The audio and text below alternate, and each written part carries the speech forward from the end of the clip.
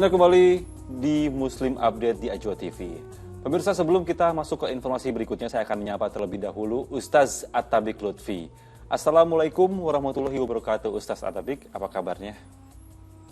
Waalaikumsalam warahmatullahi wabarakatuh. Alhamdulillah, sehat walafiat, Mas Dani.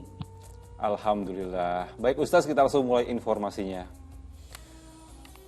Ya, baik pemirsa, untuk memastikan identitas pasangan suami istri pelaku bom bunuh diri di Gereja Katedral Makassar, Sulawesi Selatan, polisi mengambil sampel pembanding dari pihak keluarga. Sebelumnya, Kapolri Jenderal Polisi Listio Sigit Prabowo memastikan pelaku bom bunuh diri adalah jaringan jemaah Ansarut Daulah atau JAD.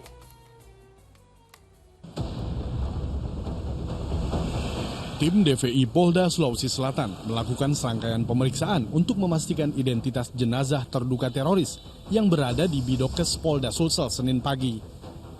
Selain mengambil keterangan pihak keluarga, polisi juga mengumpulkan data antemortem seperti sidik jari, gigi, serta DNA. Jika ditemukan kecocokan darah, tim DVI akan mengambil sampel darah keluarga. Hingga kini, jenazah yang sudah tidak utuh itu masih dalam pemeriksaan lebih lanjut petugas. Kapolri Jenderal Polisi Listio Sigit Prabowo memastikan pelaku bom bunuh diri adalah jaringan jemaah Ansarut Daulah atau JAD. Menurut Kapolri, bom bunuh diri ini dilakukan oleh sepasang suami istri.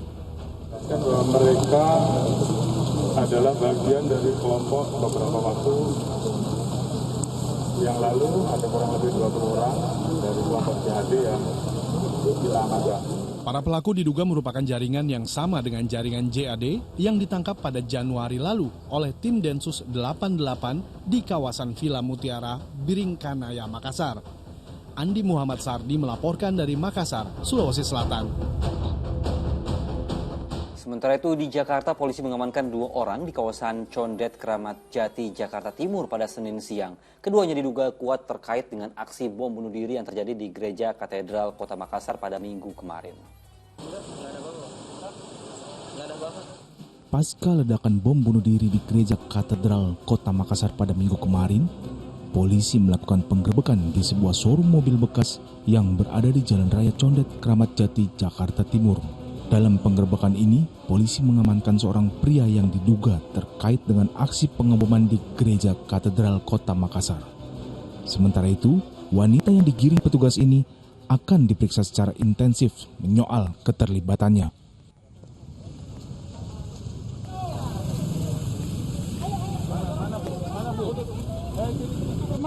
Menurut warga yang melihat penggerebekan tersebut, lelaki yang diamankan polisi merupakan sosok yang baik dalam bermasyarakat. Ada orang dari sana, terus pada masuk ke dalam, tahu-tahu langsung diborgol begini. Berapa orang jadinya, Bu? Berapa orang yang di bawah? Yang di bawah cuma satu, pakai sarung. Tapi cuma kenal loh, Bu? Ya kenal. Kenal ya? Orangnya gimana, Bu? Pak Husin kan? Orangnya baik banget. Perlakuannya?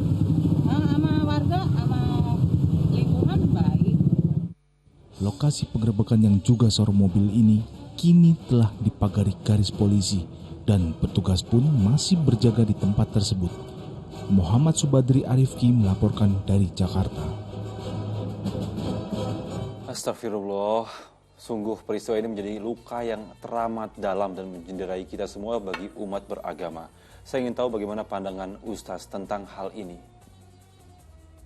Iya betul Mas Dani. Kita sangat terluka dengan kejadian ini. Siapapun tentu tidak mau dilukai dengan cara yang sangat keji.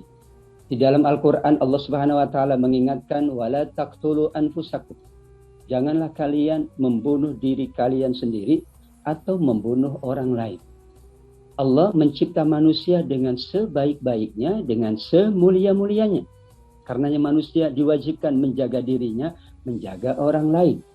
Ayat tersebut tadi Allah Subhanahu wa taala menambahkan wa may yaf'al dzalika 'udwana wa zulma, sampai kalau ia membunuh diri, membunuh orang lain, maka Allah siapkan neraka jahanam yang apinya sangat menyala-nyala.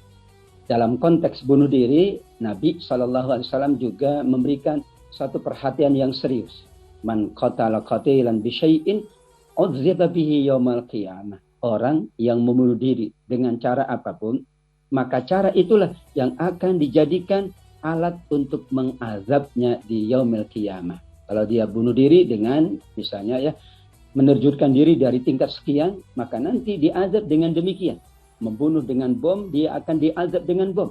Dan begitu seterusnya, mengingatkan betapa mahalnya nyawa manusia, betapa berharganya manusia di mata Allah, betapa mulianya kita di mata Allah. Allah yang mencipta, memuliakan kita, maka kita yang dicipta, kita memuliakan diri kita, memuliakan orang lain, menjaga diri kita, menjaga nyawa sesama. Karena menjaga satu nyawa sama dengan menjaga seluruh manusia.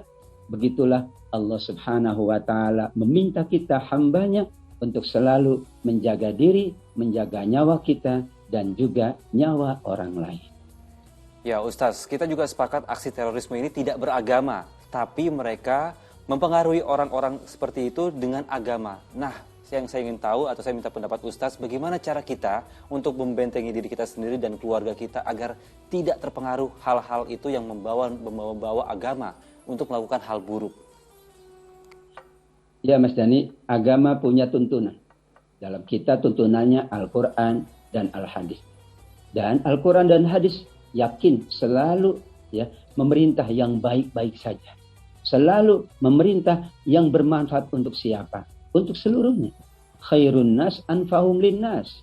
Sungguh manusia yang paling baik, kata Nabi, yang paling bermanfaat. Kalau ada ajakan-ajakan yang merugikan, pasti bukan ajakan dari agama. Meskipun yang mengajaknya atas nama agama.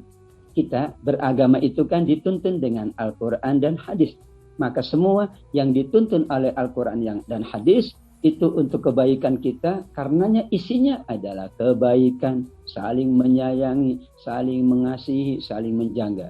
Kalau ada pihak lain, ya karena ini perlu pembentengan, mengajak kita, namun ternyata ajakannya adalah ajakan yang bertentangan dengan nilai rahmat, nilai kebaikan, nilai kasih sayang, maka itu bukan dari agama, tetapi adalah upaya dari orang per orang yang menginginkan orang lain juga terusak agamanya. Orang lain akhirnya menjalankan hal yang sesungguhnya agama amat sangat melarangnya.